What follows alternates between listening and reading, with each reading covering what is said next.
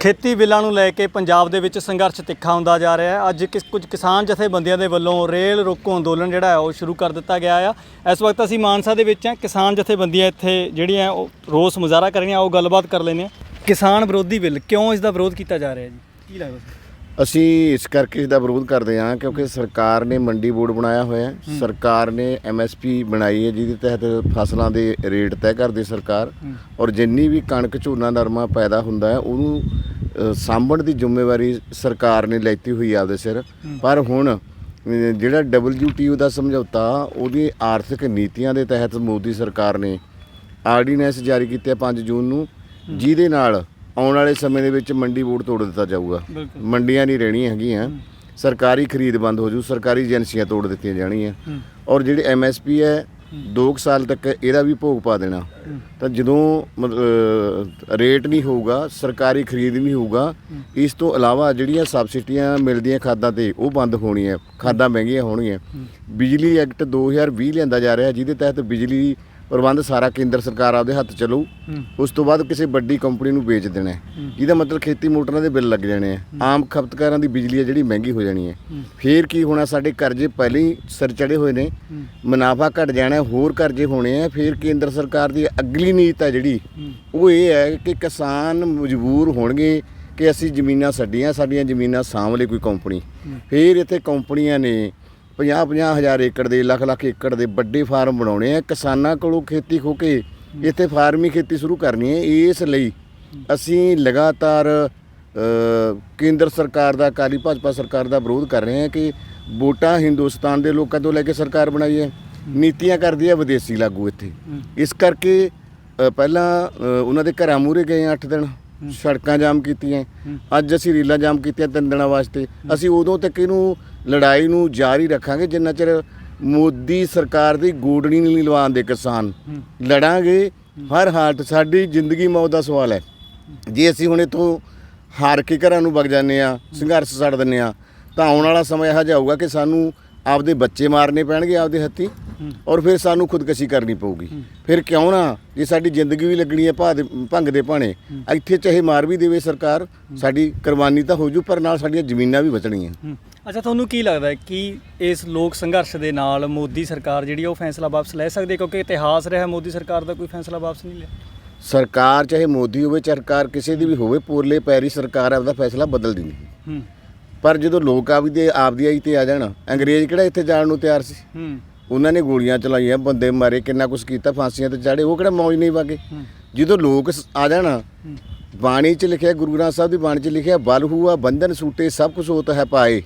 ਜਦੋਂ ਬਲ ਮਤਲਬ ਹੋ ਗਿਆ, ਤਾਕਤ ਵੱਜ ਗਈ, ਸਾਰੇ ਬੰਧਨ ਟੁੱਟ ਜਾਂਦੇ ਨੇ। ਜੋ ਚਾਹੁੰਦੇ ਆ ਉਹ ਪਾ ਲਾਂਗੇ। ਗਰੰਟੀ ਹੈ ਕਿ ਜੇ ਬੀਬੀ ਹਰਸਿਮਰਤ ਕੌਰ ਕੇਂਦਰ ਦੇ ਵਿੱਚ ਮੰਤਰੀ ਸੀ, ਉਹ ਐਂਡ ਤੱਕ ਕਹਿੰਦੀ ਰਹੀ ਹੈ ਕਿ ਕਿਸਾਨਾਂ ਨੂੰ ਗੁੰਮਰਾਹ ਕੀਤਾ ਜਾ ਰਿਹਾ ਹੈ, ਮੋਦੀ ਸਰਕਾਰ ਦਾ ਫੈਸਲਾ ਵਧੀਆ ਹੈ।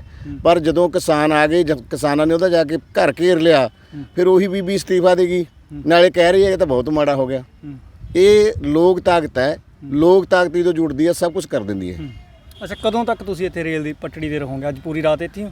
ਅਸੀਂ ਅੱਜ ਤੋਂ ਸ਼ੁਰੂ ਕੀਤਾ ਹੈ, ਔਰ ਸਾਡੇ ਜਿਹੜੇ ਵਰਕਰ ਹੈ, ਆਗੂ ਹੈ, ਕਿਹਨੇ ਇੱਥੇ ਰਾਤ ਨੂੰ ਕਮਾਂਡ ਕਿਹਨੇ ਕਰਨੀ ਹੈ, ਇਹ ਡਿਊਟੀਆਂ ਲੱਗਦੀਆਂ ਸਾਡੀਆਂ ਬਕਾਇਦਾ। 26 ਤਰੀਕ ਤੱਕ ਸ਼ਾਮ ਤੱਕ ਜਿਹੜਾ ਸਾਡਾ ਹੈਗਾ ਇਹ ਚੱਲੂਗਾ। ਜੇ ਸਾਡੀ ਲੀਡਰਸ਼ਿਪ, ਸੂਬਾ ਲੀਡਰਸ਼ਿਪ ਕੋਈ ਬਦਲਵੇਂ ਰੂਪ ਦੇ ਵਿੱਚ ਹੋਰ ਸੁਨੇਹਾ ਦਿੰਦੀ ਹੈ ਜਾਂ ਇੱਥੇ ਜਾਰੀ ਰੱਖਣਾ ਹੈ, ਉਹ ਗਾਹਾਂ ਵਾਲਾ ਹੈਗਾ, ਉਹ 26 ਤਰੀਕ ਨੂੰ ਸ਼ਾਮ ਨੂੰ ਪਤਾ ਲੱਗੂਗਾ। ਜੀ। ਅੱਛਾ ਜੀ, ਤੁਹਾਨੂੰ ਸੂਬਾ ਸਰਕਾਰ ਜਾਂ ਕੇਂਦਰ ਸਰਕਾਰ ਤੋਂ ਕੋਈ ਉਮੀਦ ਹੈ? ਨਹੀਂ, ਇਹ ਨਹੀਂ ਹੋ ਸਕਦਾ ਕਿਉਂਕਿ ਸੂਬਾ ਸਰਕਾਰ ਜਾਂ ਇੱਥੋਂ ਦੀ ਹਿੰਦੁਸਤਾਨ ਦੀ ਸਰਕਾਰ ਇਹਨਾਂ ਦੀਆਂ ਆਰਥਿਕ ਨੀਤੀਆਂ ਦੇ ਮਤਲਬ ਸੰਬੰਧ ਦੇ ਵਿੱਚ ਨਾ ਇਹ ਫੈਸਲੇ ਕਰੇ ਹੋਏ 1991 ਦੇ ਵਿੱਚ। ਇਸ ਕਰਕੇ ਸਾਨੂੰ ਪਤਾ ਵੀ ਇਹ ਜਿਹੜੀਆਂ ਖੇਤਰੀ ਪਾਰਟੀਆਂ ਚਾਹੇ ਇੰਟਰਨੈਸ਼ਨਲ ਲੈਵਲ ਦੀਆਂ ਪਾਰਟੀਆਂ ਨੇ, ਉਹਨਾਂ ਨੇ ਇਹ ਸਮਝੌਤੇ ਕਰੇ ਹੋਏ ਹੈ। ਜੇ ਬਾਹਰਲੀਆਂ ਕੰਪਨੀਆਂ ਨੂੰ ਸੱਦਾ ਦਿੱਤਾ ਹੋਇਆ ਇੱਥੇ ਆਉਣ ਵਾਸਤੇ, ਉਹ ਵੱਖਰੇ ਰੂਪਾਂ ਦੇ ਵਿੱਚ ਆਉਣਾ ਹੈ। ਉਹਨਾਂ ਨੇ ਖੇਤੀ ਨੂੰ ਵੀ ਤਹਿਸ ਨਹਿਸ ਕਰਨਾ ਹੈ। ਜਿਹੜਾ ਸਾਡੇ ਵਪਾਰ ਦੇ ਛੋਟੇ ਕੇਂਦਰ ਹੈ, ਦੁਕਾਨਦਾਰ ਨੇ, ਉਹ ਦੁਕਾਨਦਾਰੀ ਕਰਕੇ ਆਪਣੇ ਬਾਲ ਪਰਿਵਾਰ ਦਾ ਗੁਜ਼ਾਰਾ ਕਰਦੇ ਹੈ। ਉਹਨਾਂ ਨੇ ਮੌਲ ਦੇ ਰੂਪ ਦੇ ਵਿੱਚ ਕਰਕੇ ਇੱਥੇ ਕਿਉਂਕਿ FDI ਕਾਨੂੰਨ ਲਾਗੂ ਹੋਏ ਨੇ, ਉਹਨਾਂ ਦੇ ਤਹਿਤ ਇਹ ਦੁਕਾਨਾਂ ਤੇ ਵੀ ਕਬਜ਼ੇ ਹੋਣੇ ਆ, ਖੇਤੀ ਦੇ ਵੀ ਕਬਜ਼ੇ ਦੀ ਗੱਲ ਚੱਲ ਰਹੀ ਹੈ। ਇਸ ਕਰਕੇ ਖੇਤੀ ਤੇ ਜਿਹੜਾ ਹੈ ਨਾ ਸਾਡੇ ਇਹ ਅਖੀਰੀ ਹਮਲਾ ਹੈ ਸਰਕਾਰ ਦਾ। ਸਾਡੀ ਵੀ ਇਸ ਤਰ੍ਹਾਂ ਦੀ ਗੱਲ ਹੈ ਵੀ ਜਿਹੜਾ ਅਖੀਰੀ ਕਿਉਂਕਿ ਜਦੋਂ ਜ਼ਮੀਨ ਹੀ ਕਿਸਾਨ ਕੋਲੇ ਚਲੀ ਗਈ, ਇਹਦੇ ਨਾਲ ਇਕੱਲੇ ਕਿਸਾਨ ਨੇ ਪ੍ਰਭਾਵਿਤ ਨਹੀਂ ਹੋਣਾ, ਇੱਕ ਖੇਤੀ ਨਾਲ ਸਾਰੇ ਤਕਰੀਬਨ ਲੋਕ ਜੁੜੇ ਹੋਏ ਹੈ। ਇਹ ਵੱਡੇ ਜਿਹੜੇ ਪਰਿਵਾਰ ਹੈ ਇਸ ਗੱਲ ਨਾਲ ਜੁੜਿਆ ਹੋਇਆ, ਕਿਉਂਕਿ ਖੇਤੀ ਮਹਾਨ ਇਹ ਜਿਹੜਾ ਸੂਬਾ ਵੀ ਹੈ ਤੇ ਦੇਸ਼ ਵੀ ਹੈ, ਇਸ ਨਾਲ ਜੁੜੇ ਹੋਏ ਸਾਰੇ ਧੰਦਿਆਂ ਨੇ ਤੈਸ਼ ਨੈਸ਼ ਹੋ ਜਾਣਾ। ਇਸ ਕਰਕੇ ਇੱਥੋਂ ਤੱਕ ਕਿਸਾਨਾਂ ਦੇ ਦਾਇਰੇ ਤੱਕ ਨਹੀਂ ਇਹ ਗੱਲ ਰਹੀ, ਇਹਦੇ ਹਰ ਪ੍ਰਕਾਰ ਦੇ ਲੋਕ ਦਿਨੋਂ ਦਿਨ ਵੱਡੀ ਲਾਮਬੰਦੀ ਹੋ ਰਹੀ ਹੈ। ਮੁਲਾਜ਼ਮ ਸਾਡੇ ਨਾਲ ਆ ਰਹੇ ਹੈ, ਹੋਰ ਸਾਡੇ ਨਾਲ ਬਹੁਤ ਸਾਰੇ ਕਿੱਤੇ ਜਿਹੜੇ ਛੋਟਾ ਕੰਮ ਕਰਨ ਵਾਲੇ ਕਿੱਤੇ ਵਾਲੇ ਵੀ ਜਿਹੜੇ ਖੇਤੀ ਨਾਲ ਜੁੜੇ ਆ, ਉਹ ਸਾਰੇ ਇਸ ਸਾਡੇ ਨਾਲ ਜੁੜ ਰਹੇ ਹੈ। ਇੱਕ ਵੱਡੀ ਲਾਮਬੰਦੀ ਹੋਣ ਜਾ ਰਹੀ ਹੈ ਅਗਲੇ ਦਿਨਾਂ 'ਚ। ਸਾਡੀ ਸਮਝ ਹੈ, ਅਸੀਂ ਜਥੇਬੰਦੀ ਸੰਘਰਸ਼ੀਲ ਸਾਡੀ ਜਿਹੜੀ ਹੈ ਜਥੇਬੰਦੀ ਹੈ ਭਾਰਤੀ ਕਿਸਾਨ ਯੂਨੀਅਨ ਏਕਤਾ ਉਗਰਾਹਾਂ, ਅਸੀਂ ਅੱਗੇ ਬੈਠੇ ਹਾਂ ਕਿਉਂਕਿ ਸਾਡੇ ਸੂਬਾ ਲੀਡਰਸ਼ਿਪ ਆ ਉਹਨੇ ਕਿਹਾ ਹੋਇਆ ਹੈ, ਕਿਉਂਕਿ ਸਮਝ ਰੱਖਦੀ ਹੈ ਵੀ ਲੋਕਾਂ ਨੇ ਆਪ ਮਹਾਰੇ ਤੁਰਨਾ ਹੈ।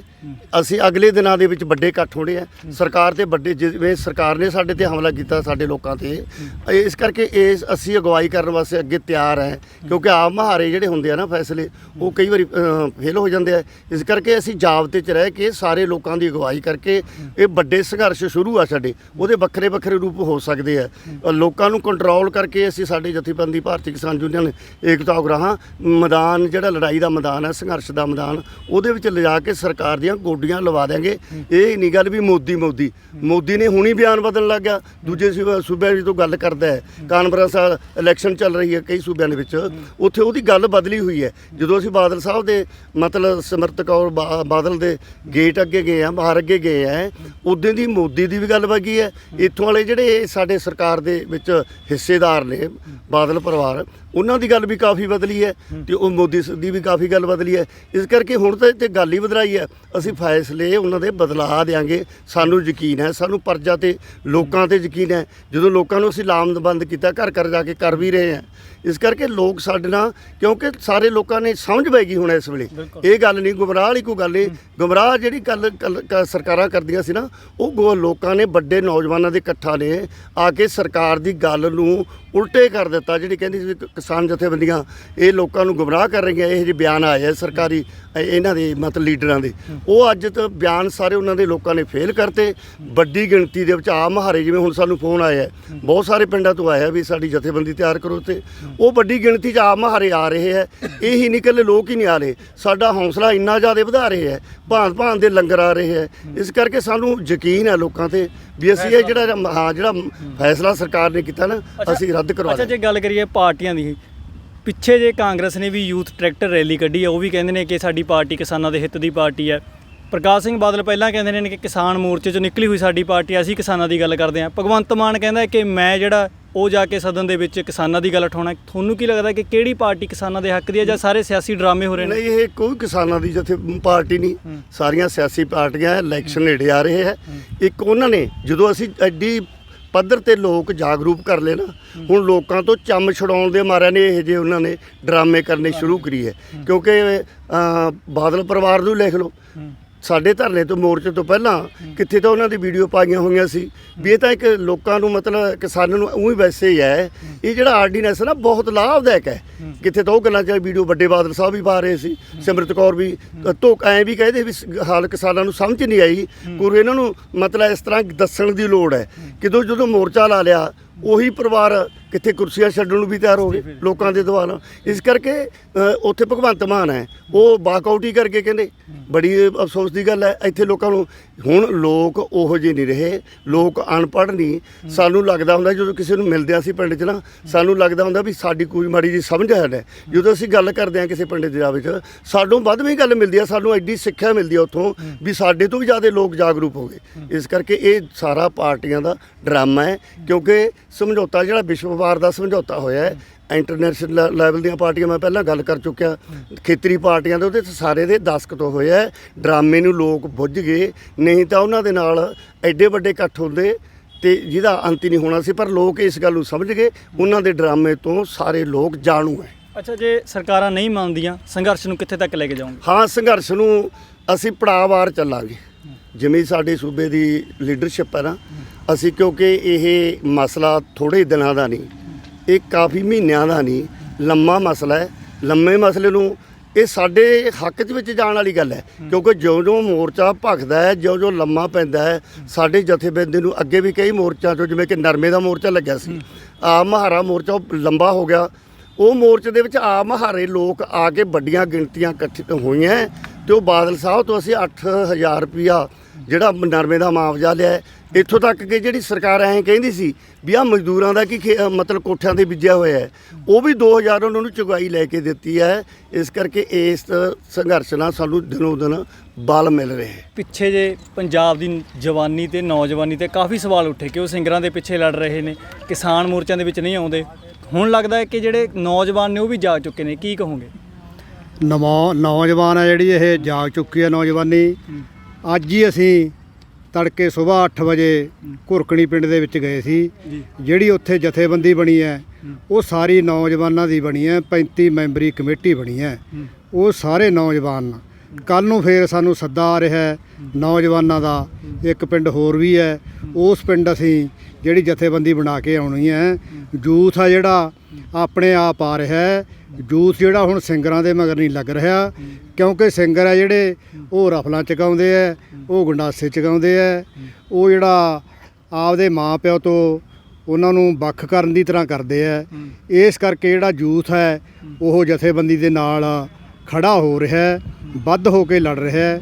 ਇਸ ਕਰਕੇ ਅਸੀਂ ਯੂਥਬੰਦੀ ਦਾ ਜਿਹੜਾ ਆਪਦਾ ਭਾਰਤੀ ਕਿਸਾਨ ਯੂਨੀਅਨ ਏਕਤਾ ਗੁਰਾਹਾਂ ਕੰਨਿਓ ਯੂਥ ਦਾ ਧੰਨਵਾਦ ਵੀ ਕਰਦੇ ਹਾਂ ਅਤੇ ਬੇਨਤੀ ਵੀ ਕਰਦੇ ਹਾਂ ਕਿ ਯੂਥ ਅੱਗੇ ਹੋ ਕੇ ਆਪਦਾ ਲੜਨਗੇ ਤਾਂ ਜਿਹੜੇ ਬਾਪੂ ਪਿੱਛੇ ਲੜ ਰਹੇ ਆ ਮੋਢਿਆਂ ਤੇ, ਉਹਨਾਂ ਦੇ ਮੋਢਿਆਂ ਦਾ ਭਾਰ ਆ ਜਿਹੜਾ ਹੌਲਾ ਕਰਨਗੇ ਯੂਥ। ਅੱਛਾ, ਕੀ ਲੱਗਦਾ ਕਿ ਸਰਕਾਰ ਗੋਡੇ ਟੇਕ ਦੂ? ਗੋਡੇ ਤਾਂ ਜੀ ਪਹਿਲਾਂ ਵੀ ਅਸੀਂ ਟਿਕਾਏ ਆ। ਜਿਹੜਾ ਲੋਕ ਕਹਿੰਦੇ ਸੀ ਮਨਜੀਤ ਧਨੇਰ ਦੀ ਸਜ਼ਾ ਜਿਹੜੀ ਸੁਪਰੀਮ ਕੋਰਟ ਨੇ ਵੀ ਲਾਗੂ ਰੱਖੀ ਹੋਈ ਹੈ, ਉਹ ਵੀ ਅਸੀਂ ਲੋਕ ਕਹਿ ਰਹੇ ਸੀ ਵੀ ਕਿ ਇਹ ਸੁਪਰੀਮ ਕੋਰਟ ਦੀ ਸਜ਼ਾ ਜਿਹੜੀ ਕੀਤੀ ਹੈ ਉਹ ਨਹੀਂ ਰੱਦ ਹੁੰਦੀ। ਪੜ੍ਹੇ ਲਿਖੇ ਜਿਹੜੇ ਬਹੁਤ ਪੜ੍ਹੇ ਲਿਖੇ ਸੀ ਉਹ ਵੀ ਕਹਿ ਰਹੇ ਸੀ, ਪਰ ਇਹਨਾਂ ਦੇ ਲੋਕਾਂ ਦੇ ਇਕੱਠ ਨੇ, ਨੌਜਵਾਨਾਂ ਦੇ ਇਕੱਠ ਨੇ, ਮਜ਼ਦੂਰਾਂ ਦੇ ਇਕੱਠ ਨੇ ਅਤੇ ਜਿਹੜੇ ਆਪਣੇ ਅਧਿਆਪਕ ਜਾਂ ਹੋਰ ਮੁਲਾਜ਼ਮ ਵਰਗ ਨੇ, ਔਰਤਾਂ ਦੇ ਵਰਗ ਨੇ, ਸਾਰਿਆਂ ਨੇ ਇਕੱਠੇ ਹੋ ਕੇ ਉੱਥੇ ਬਹੁਤ ਵੱਡਾ ਇਕੱਠ ਕੀਤਾ ਹੈ। ਜਿਹੜਾ ਮਨਜੀਤ ਧਨੇਰ ਦੀ ਸਜ਼ਾ ਹੈ ਉਹ ਰੱਦ ਕਰਾਈ ਹੈ।